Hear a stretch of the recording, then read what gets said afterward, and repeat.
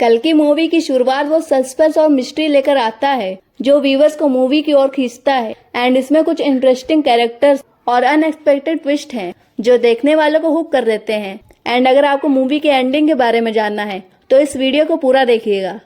तो वीडियो में आगे बढ़ने से पहले आप सभी से रिक्वेस्ट है हमारे चैनल को सब्सक्राइब कर लें। तो चलिए वीडियो स्टार्ट करते हैं। अब इन रेबल के अंदर दो लवर्स होते हैं जिनके नाम अज्जू और कायरा था और एक का वीर होता है। एंड सुमिता को वो संभालने लगता है और यहीं पर दीपिका पादुकोण इस लैब एक्सपेरिमेंट सम 80 की सुमिता नाम कायरा ने ही दिया था।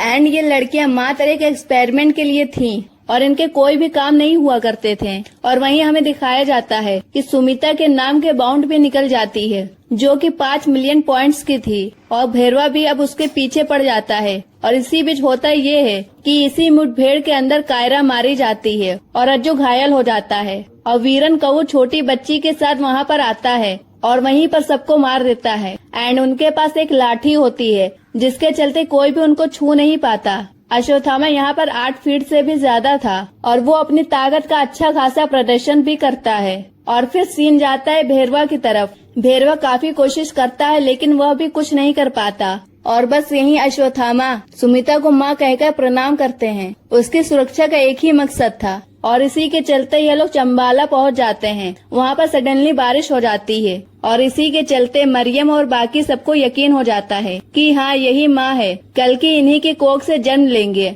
और अंदर एक पेड़ भी था जो मेरे ख्याल से अश्व था, वृक्ष होगा जिसके नीचे कल की भगवान का जन्म होना था। और यहाँ पर इतने सालों बाद 2 पत्ते भी उगते हैं, इसका मतलब है कि भगवान आ चुके हैं। और ये जो पेड़ है वो अंडरग्राउंड होता है, यानी कि ये पेड़ जमीन के नीचे होता है, ना कि ऊपर की साइड। और यहाँ जैसे कृष्ण के अवतार के समय बारिश हुई थी, सेम हमें यहाँ पर वैसा ही माहौल देखने को मिलता है। बट वहाँ पर दिक्कत ये होती है कि भैरवा कमांडर से यह डील करता है कि सिर्फ वही अश्वत्थामा को हराकर सुमिता को वापस ला सकता है और कमांडर उसके लिए मान जाता है। और भैरवा अपनी कार बुज्जी को ठीक करता है, मॉडिफाई करता है और इसी वजह से अश्वत्थामा ने बिल्कुल खत्म कर दिया था। अब यहाँ पर हमें दिखाया जाता है कि भैरवा आखिर संभाला कैसे जाएगा। असल में भैरवा के पास एक रेबल होता है जो कि संभाला का पता जानता था और यह वही लड़का था जो कि काशी वाले ट्रक में आया था और भैरवा ने उसे 5000 पॉइंट्स के लिए बचा के रखा था। और वो भैरवा का बहुत ही बड़ा फैन था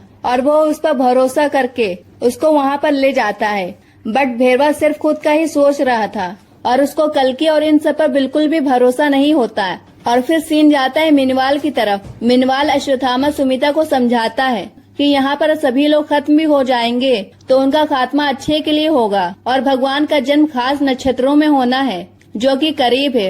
एंड इसीलिए वह हमेशा उसकी रक्षा करेंगे। अश्वत्थामा अपनी छड़ी यानी कि लाठी का राज भी बताता है कि यह लाठी नहीं है बल्कि उनके करीबी दोस्त उनसे भी ताकतवर थे। इनफैक्ट सबसे ताकतवर योद्धा, और अब उनकी डेथ हो चुकी है। यानी कि इसका मतलब विक्ट्री और यह धनुष करण को किसी और ने नहीं बल्कि स्वयं परशुराम जी ने दिया था कि अब करण नहीं रहा तो यह मात्र एक बूढ़े व्यक्ति की लाठी बन गई है। और अब होता यह है कि संभाला के अंदर भैरवा के साथ साथ ढेर सारे कॉम्प्लेक्सन का बनाया हुआ एक हथियार था जो कि संभाला के सारे हथियारों को खत्म कर देता है, यानी कि मेन चीज को खत्म कर देता है। अश्वत्थामा और भैरवा के बीच खूब लड़ाई होती है एंड अश्वत्थामा उसको हरा भी देता है। बट कमांडर मानस मरियम को मार डालता है। एंड आपको बिलीव नहीं होगा, यहाँ पर जो सीन्स होते हैं वो काफी बढ़िया थे, मतलब गूस बॉम्ब वाले। अब कमांडर से बचने के लिए सुमिता फ्लाइंग मशीन से हाइट से नीचे गिर जाती है बट उसको अश्वत्थामा और भैरवा मिलकर बचाते हैं और दोनों के पास अपने अपने मकसद थे। लेकिन तभी वहाँ पर कमांडर आकर अश्वत्थामा को कैद कर लेता है। और फिर सीन जाता है भैरवा के ऊपर जहाँ पर भैरवा बेहोश था और वहाँ पर अश्वत्थामा की लाठी पड़ी हुई थी और वहीं पर सुमिता को कमांडर लेकर जा रहा होता है। बट तभी वहाँ पर जो वृक्ष होता है उसकी एक पत्ती लाठी पर गिरती है जिससे कि वो लाठी भैरवा के हाथ में आते ही एक्टिवेट हो जाती है, जिससे हमें पता चलता है कि असल में भैरवा कोई और नहीं बल्कि करण इनकॉर्नेंट है। एंड अब कल्कि पुराण के हिसाब से जो कल्कि होंगे उनको करण के कवच और कुंडल लगेंगे और मुझे लगता है यहाँ पर इस चीज को जोड़ने की कोशिश करी गई है। यानी कि इसका मतलब है कि शायद यहाँ पर दिखाया गया है कि चलो यहाँ पर करण के कवच और कुंडल नहीं लेकिन खुद करण आ चुके हैं। जैसे उन्होंने अश्वत्थामा को महाभारत में अर्जुन के बाणों से बचाया था, आज भी वो ऐसा ही करते हैं और यास्कीन के एनर्जी बीम को अपने विजय धनुष से काटते हुए कमांडर को मार डालता है।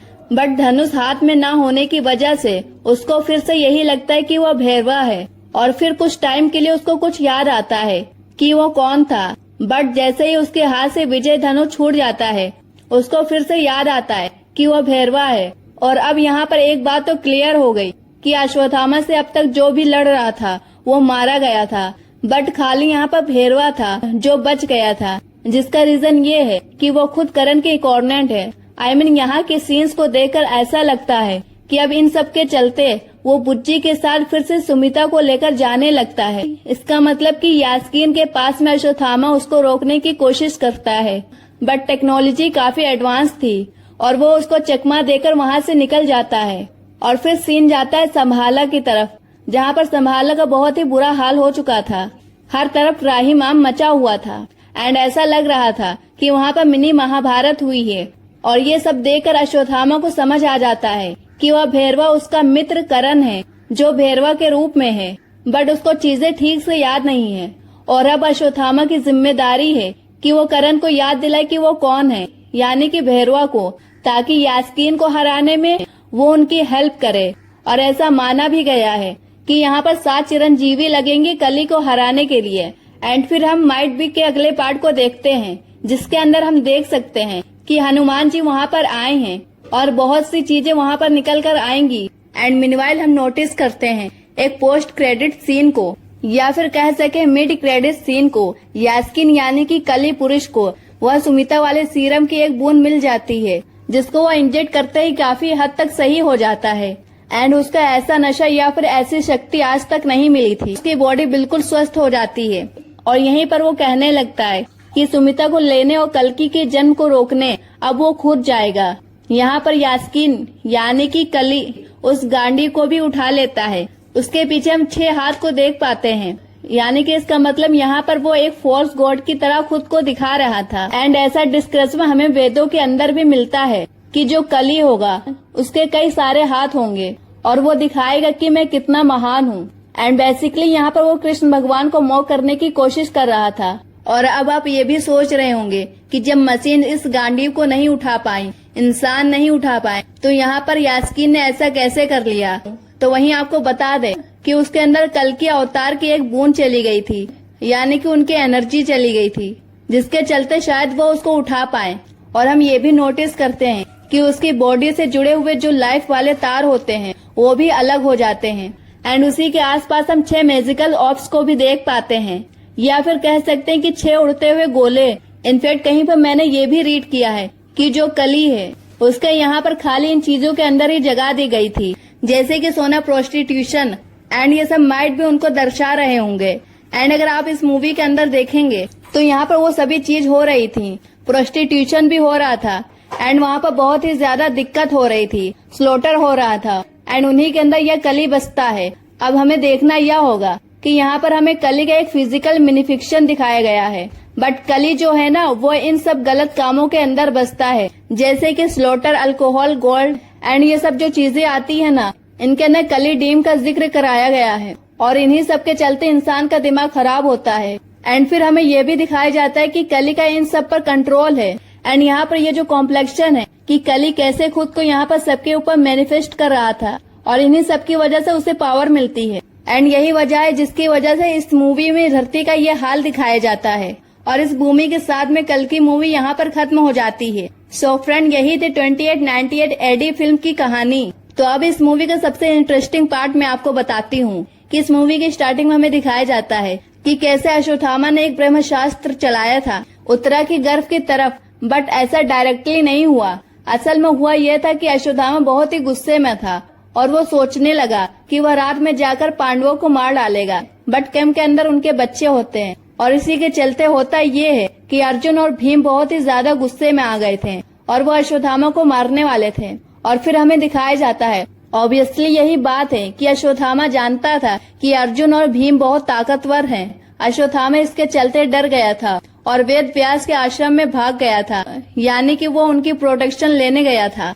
अब वो जो पांडव होते हैं वहाँ पर कृष्ण भगवान के साथ आते हैं। फिर जो भीम होता है वो तुरंत ही अश्वत्थामा को मारने के लिए दौड़ पड़ता है। अश्वत्थामा को लगता है कि अब उसका खेल खत्म हो चुका, जिसके चलते ही वो पांडवों की तरफ ब्रह्मशास्त्र को चला देता है। और अब इसी चीज को देखते हुए अर्जुन ने भी अपना ब्रह्मशास्त्र उसकी तरफ चला दिया था।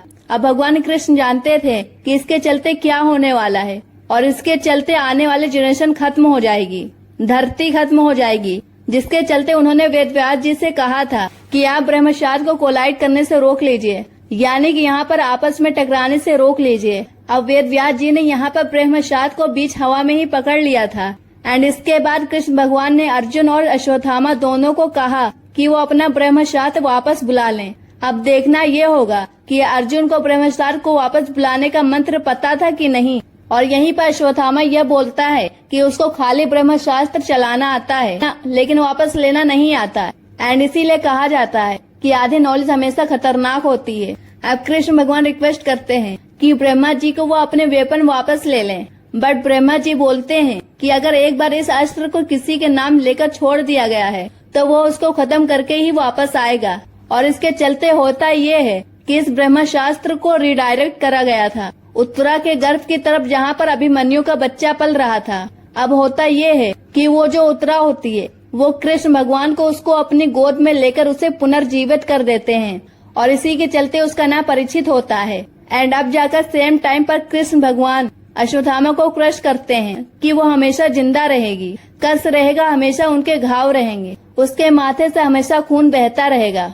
इनफैक्ट उन्होंने ये भी कहा है कि कृष्ण भगवान ने खुद की मनी नहीं निकाली थी, बल्कि भीम ने उसकी मनी निकाली थी। बट जो कल की मूवी की स्टार्टिंग वाला सीन है वो इसीलिए दिखाया गया है ताकि आपको समझने में आसानी हो। हर किसी को हमारे हिस्ट्री के बारे में प्रॉपर नॉलेज नहीं है, तो इसी चीज को आसान करने के लिए अश्वत्थामा को श्राप दिया गया था और उसकी मनी निकाली गई थी। और इस चीज को सिंपल तरीके से दिखाया गया ताकि हम सभी लोगों को इसकी स्टोरी समझ में आ सके।